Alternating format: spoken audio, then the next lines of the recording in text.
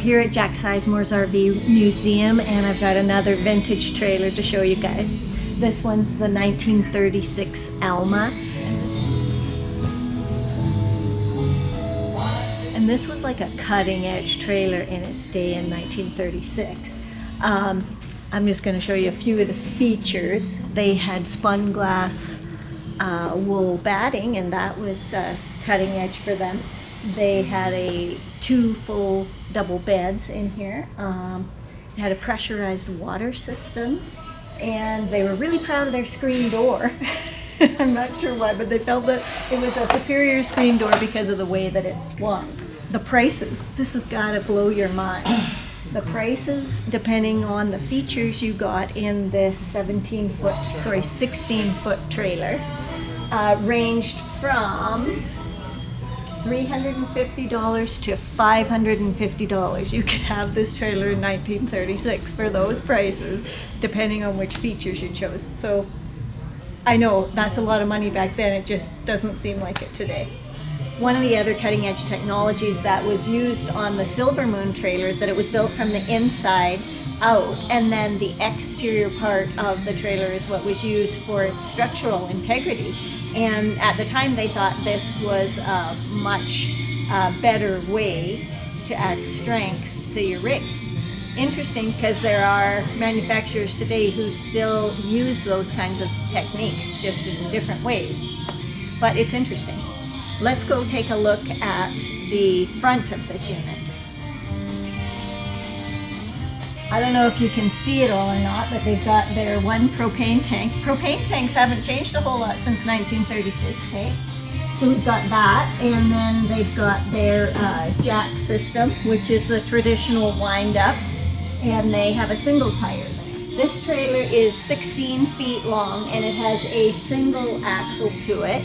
It has all the wiring and electricity. It even has lighting on it that's similar to boat lighting. Let's go inside and see what kind of surprises are in there. So this is 16 feet. And I want to point out, remember, there's no slides back in 1936, yet everything seems so spacious. We've got all this curved wood construction.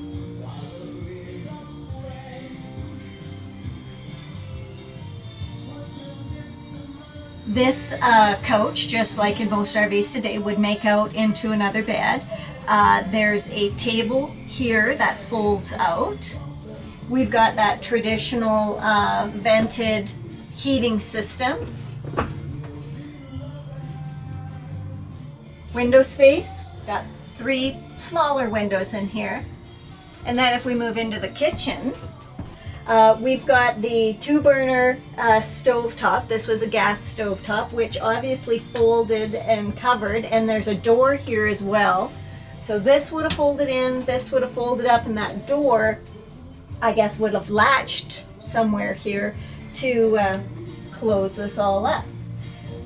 Storage underneath, and these look like, oh no, maybe those are just the latches. I thought there might be an ice chest in here somewhere, but let's look on this side.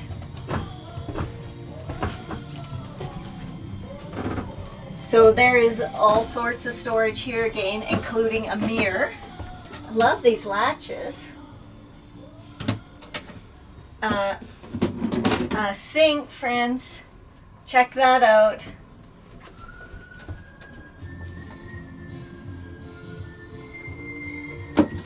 Countertop space.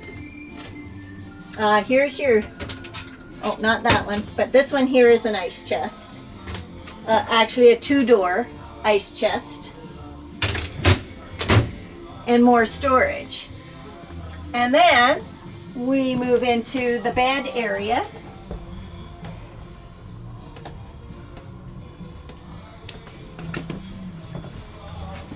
So this was another double bed that's already made up. One of my requirements in an RV is that I don't have to make up a bed, so they've got it here.